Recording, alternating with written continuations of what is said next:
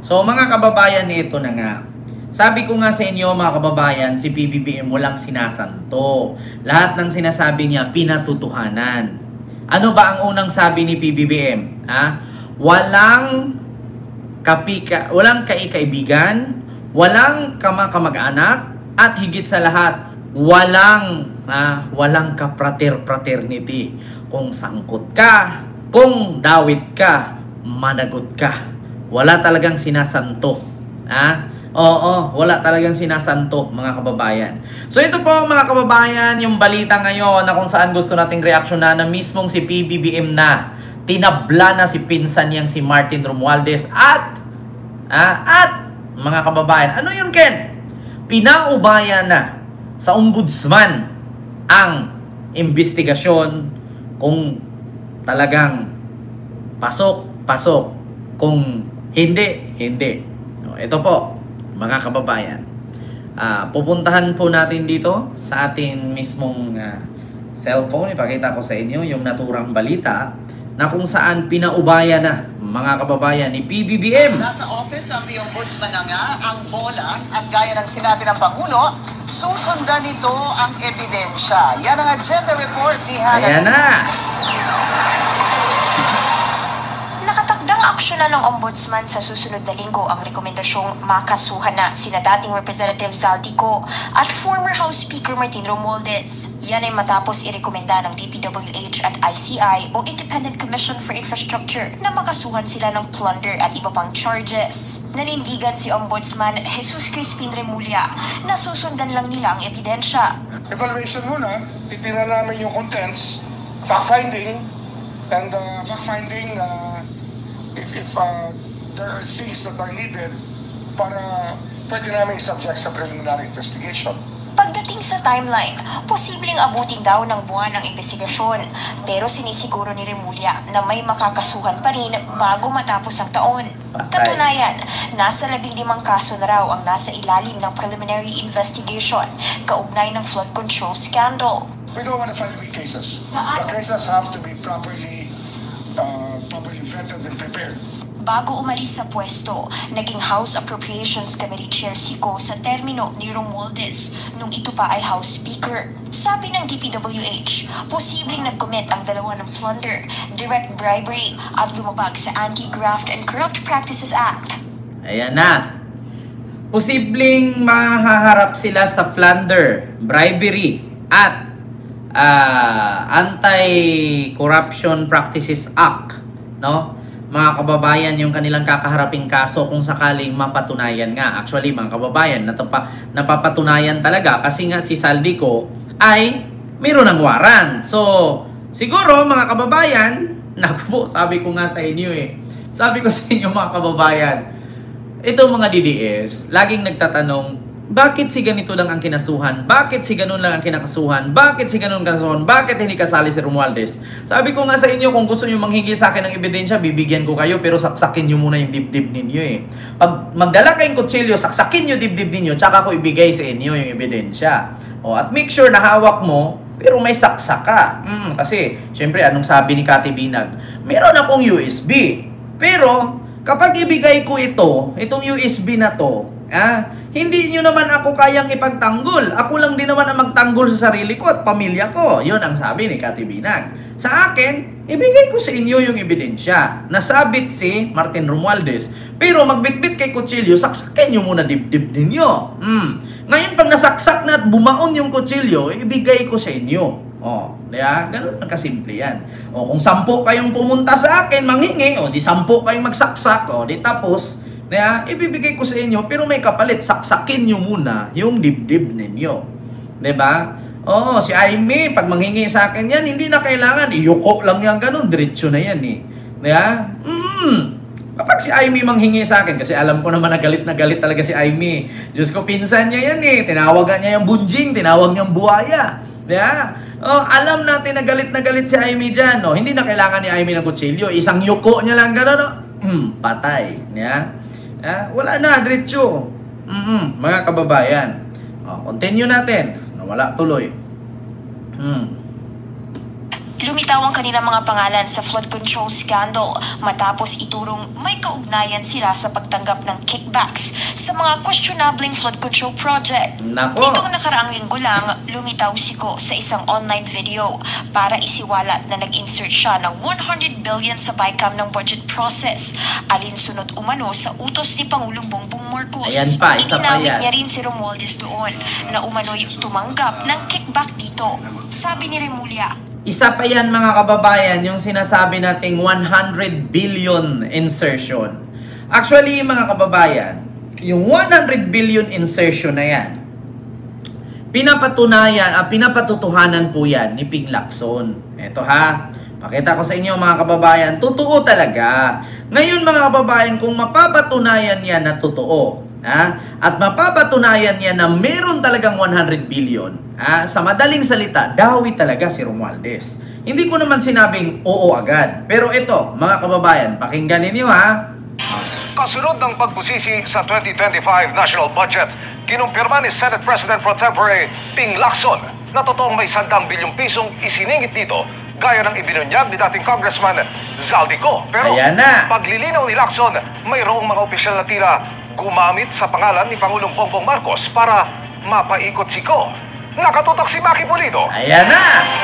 Diba? Sabi ko sa inyo eh. Ang akusasyon ni dating Congressman Zaldico, 100 billion pesos ang pina-insert daw ni Pangulong Bongbong Marcos sa 2025 General Appropriations Act nung panahong nasa BICAM na ang budget. At Ang tanong ngayon mga kababayan, sino nga ba yung mga opisyal na yun? Sino nga ba yung mga opisyal na yun na magsabi, okay, sana aprubahan ni President yung cash!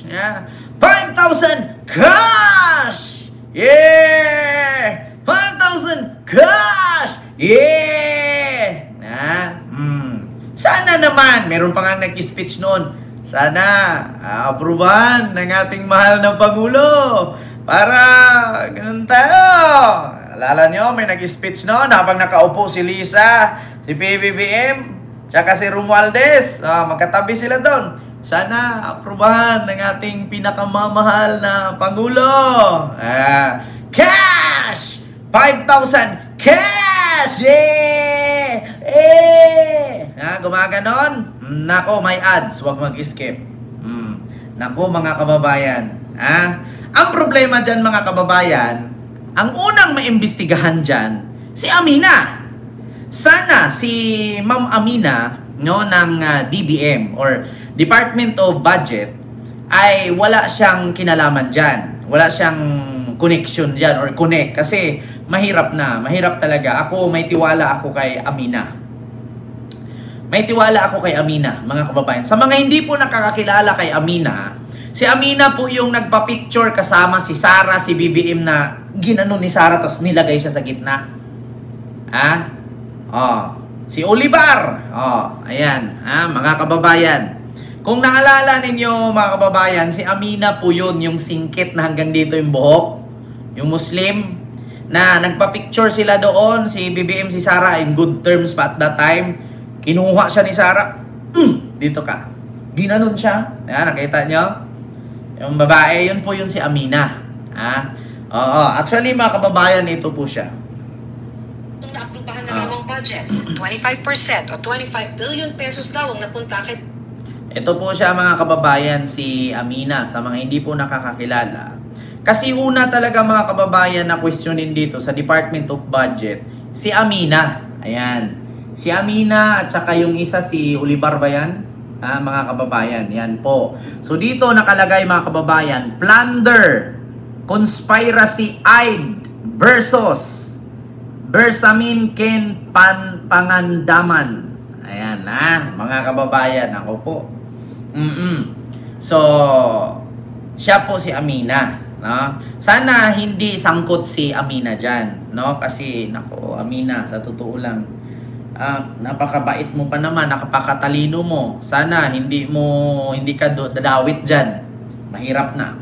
So, ngayon mga kababayan, kung sakaling totoo man yang na-investigasyon ni Ping Lacson na merong gumamit sa pangalan ni PBBM at i-insert itong 100 billion at sinunod ni Saldico kasi siya ang ng budget appropriation yan sa Congress. Siya yung pumalit kay di ba mga kababayan? Siya yung pumalit kay Eric Yap ng Benguet, congressman ng Benguet. So siya yung pumalit.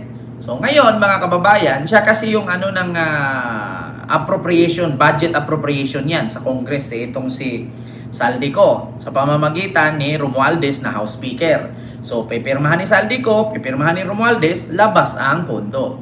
'Di ba? So ngayon mga kababayan, kung totoo man na lumabas itong 100 billion gamit ang pangalan ni Marcos, tapos may mga miyembro ng gabinete ni Marcos na nag-utos kay Saldico at ito'y pinatuloy ni Saldico at pinirmahan niya, tapos pinirmahan ni Romualdez, labas na ang 100 billion. 'Di ba? So, yun po yun. Nadia Subaer, maraming salamat po ma'am sa pagpa-member sa ating YouTube channel. So, ngayon mga kababayan, continue natin. Walang value ang nasabing pahayag ng dating kongresista dahil hindi naman ito sworn statement. Pero sinusundan na raw nila ang ilang clues sa pahayag niya. Sinusundan na namin yung pwede namin magamit doon kung mayroong relevance talaga. Di ba sir yun yung kay Saldico parang crowdsource information yan Tama. Kailangan pa rin patotohanan ni Ko ang kanyang... So ngayon mga kababayan, di ba ang sabi natin dati, hanggat hindi manumpa si Saldico sa Philippine Embassy or Philippine Consulate kung saan man siya naroroon ngayon, mawawalang bisa yung sinasabi niya. Mananatiling chismis, mananatiling paninira lang. Ngunit mga kababayan, ito ang kinakaganda kay Boying Rimulya ngayon na kahit hindi man legit, actually, hindi natin masabing legit mga kababayan. Parang itong mga sinasabi ni Saldico na pagdiin kay PBBM, kay Romualdez, patungkol sa mga insertion at kickback, para siyang parang smuggled. Alam nyo yon? Yung parang mga smuggled na sports car, parang smuggled na mga ukay-ukay, di ba? Parang smuggled na mga prutas at gulay. Kasi bakit ko nasabing smuggled yung mga statement ni Saldico? Kasi ganito yan mga kababayan. Kumbaga, hindi siya dumaan sa tamang proseso. Bakit? Parang alam mo yung magtitinda ka ng gulay pero walang permit. Di ba? So nagtinda ka nga, nabenta, kumita ka. Pero wag kang magpahuli kasi walang permit yan So ganun ang ginawa ni Saldico. Nagsalita siya, sige, salita ka ng salita. So nabibenta yung sinasabi niya.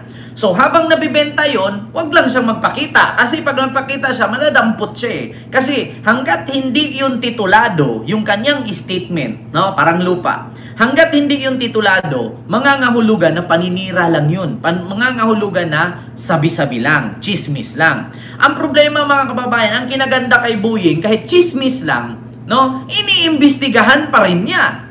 Chine-check pa rin niya. Yun ang maganda kay Boying kasi advance. So ang mangyari doon mga kababayan, kung ano man ang resulta ng investigasyon ni Boying or sa Ombudsman, Office of the Ombudsman, kahit hindi man titulado, hindi man walang notaryo, yung statement ni Saldico, sinusundan ni Boying.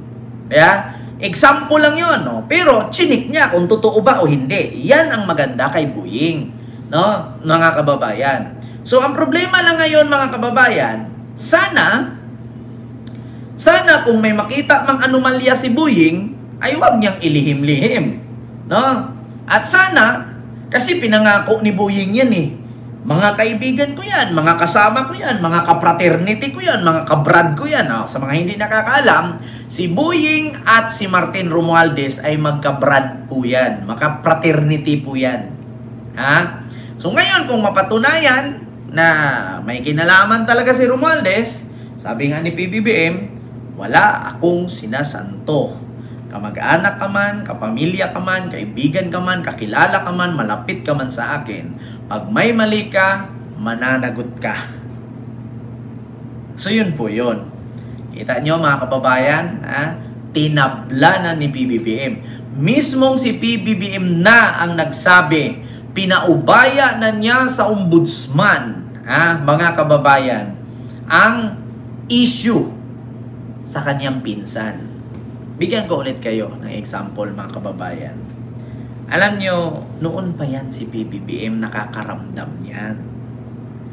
Noon pa yan si PBBM nakakapansin yan. Diba? Noon ko pa rin yan sinabi sa inyo. Maraming ang nagalit nun eh. Bakit Kev? Bakit ganyan? Bakit ganun? Hanggang sa napalitan na nga ang House Speaker. Hanggang sa nag-resign na nga ang House Speaker. Bilang delikadesa kaya siya ay nag-resign. Diba? Ma'am Rosalie. Diba? Naalala nyo mga kababayan? Sinabi ko yan sa nati. Tanong nyo kay Ma'am Lily Tonini, kay Ma'am Carol Manzano. Ayan, nanonood yan sila lagi. At that time nung nagsalita ako niyan, Jericel Puno. Ayan, nanonood sa akin yan. Yung patungkol sa sinabi ko na si Pinsan, si Junior, matagal nang nagtitimpi kay Pinsan. Antayin nyo mismo na si Junior na ang gagalaw. Sinabi ko sa inyo yan. Nandyan si Sir Michael Villarin. Diba? Sinabi ko yan. Noon pa. Ang daming ang nagalit sa akin noon. Bakit Ken? Ganito ganinyo. Ganyan. Hindi, ngayon naniniwala na kayo. Diba? Kaya ngayon naniniwala na kayo. Diba? Ganon yun. Mga kababayan. Diba? Ma'am Bernicia Guerrero. Ma'am Chloe Nigel ng Hong Kong. So, yun po yun. Diba? Mahaba-haba ang pasensya ni PBBM. Siyempre, ngayon mga kababayan, kung alaman ni PBBM na sangkot ang pinsan niya, hindi kasi niya pwedeng i-voice out yan. Kasi siyempre, pinsan niya pa rin yan. Pinsan niya pa rin yan eh. Kamag-anak yan. Bilang delikadesa, masira ang pangalan ng pamilya nila. So, much better na siguro na ipaubaya mo na lang sa ombudsman. Si ombudsman na lang yung bahala, diba? Na maglakad at mag-imbestigan yan. Hindi na si PBBM. Kasi kung si PBBM, baka sabihin, bias. Pinsan mo yan eh. Ganun mo yan eh. Diba? So, hinahayaan na ni PBBM ngayon, nasa ombudsman na ang bola. Ma'am Stephanie, mega love shoutout po. Diba? Mga kababayan, dati na po, di na nagkakaunawaan yang si Marcos at si Tambaluslos. Kahit sa local government pa sila, lalo sila mangga, galit yan kay Tambaluslos. Diba? Sabi ni Rani Dimo. Sabi ko nga sa inyo mga kababayan. Halimbawa, bigyan ko kayo ng example. Tatlo kami. Ako, si Ma'am Lily Tonini, at saka si Ma'am Moonlight. Nanay Minda, hello po. Tatlo kami. Halimbawa, meron kaming nanakawin. Ma'am Lily Tonini, Ma'am Moonlight, at saka ako. Meron kaming nanakawin, 1 billion. Ngayon, siyempre, tatlo kami. So, yung 1 billion i-divide mo sa 3, magkano kami? Tag 300 million. Ngayon, siyempre, tatlo kami. Paano namin hatiin yung 100 million? Hatiin namin, tag ano naman kami? Tag 30 million. Paano namin hahatiin yung 1 million? Hindi. Yung 20 million. So, tatlo kami. Hanggang sa maliit ng maliit.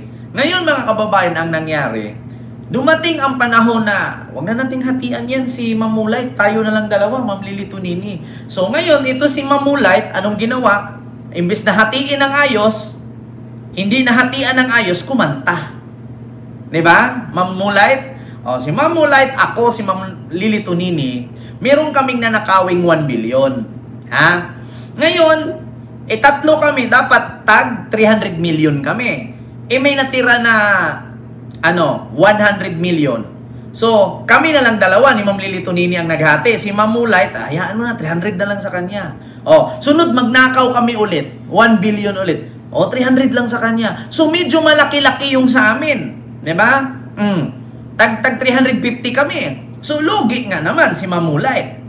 So, ngayon ang nangyari, anong ginawa ni Ma'am Moonlight? Siyempre, sasabihin ni Ma'am Moonlight yan, alam nyo, ang may hawak talaga ng pondo sa ating bansa, 2 tao lang. Si Kent Garcia at si Lily Tonini. Diba? Ganun yan. Ngayon, gets nyo na. Wala akong pinangalanan, ha? Si Ma'am Lily Tonini at si Kent Garcia. Kasi siyempre tatlo kami eh. Tatlo kaming magnakaw niyan. Si Ma'am Lily Tonini at ako, tag 350 million. 1 billion nga ang ninakaw namin eh. So ngayon yung kay Ma'am Mulay, 300 million. 300 lang sa amin na 350. Wala ka na. Ang sunod, magnakaw kami ulit. 350 pa rin. Yung kay Ma'am Mulay, 300 pa rin. So anong ginawa ni Ma'am Mulay? Alam nyo, ang may hawak ng pondo sa bansa, 2 tao lang. Si Kent Garcia at si Lily Tonini, di ba, Ma'am Susan Vergara? Ganon yun. Ngayon gets nyo na. Kaya ngayon mga kababayan, kung meron mang kurap dito, walang kinalaman si Marcos. 3 tao lang nakakaalam dyan. Yeah? 3 tao lang. Alam nyo na. Di ba? Kaya, yung isa, sabi ni Mamulay, parang lugi ako at lagi na lang kayo 350, nakadalawang 350 na kayo. Ako, 300 lang. Parang hindi ito maganda. Siyempre, may jowa pa akong patayuan kong basketball court. Patatayuan ko pa ng magkano ang franchise ng gasolinahan, 10 million. Imbis na para sa pang-savings ko to, pamasahe ko tour around the world, na nakukuhaan kasi, di ba? So, yung butal pang jowa na yun eh, pangbigay na yung bola, pang jersey, yeah, pang bahay, pang gasoline station, hindi man kayo nag-share ng ayos. So, kaya magsasalita na lang si Mamulay. Alam nyo, 2 tao lang ang may hawak ng pondo sa ating bansa. Si Kent Garcia. Diba? Bakit nagsasalita yung isa at bakit niya alam? Kasi plano na nila yan noon. Hindi lang pangkagbalite. Diba? Pang Mauban Quezon, pang outing sana namin yan, pang jowa. Wala eh. Na yung butal na diba? Ma'am Net, ayan, Ma'am Tet, may galap shout out po. Kaya yun. So alam nyo na, kung meron mang sangkot sa nakawan, 3 sila. Pero yung isa, nilaglag yung 2. So ngayon, si Junior, ang ginawa ni Junior, sige, Boyeng, ikaw na bahala sa 2. Ikaw na bahala mag-imbestiga dyan. Kasi bakit? Kumanta na yung isa. Ang problema ngayon mga kababayan, kumanta si Saldico. Tahimik pa si Martin. Paano kung kakanta si Saldico at si Martin nasangkot si Lustay? Nga. Di ba? Paano kung magsalita si Martin at si Saldico nga? Ay, hindi po. 3 po kami niyan. Hindi lang kami 2. Ganito. Mga kababayan. Ako, sabi ko sa inyo, pinaubaya na ni PBBM.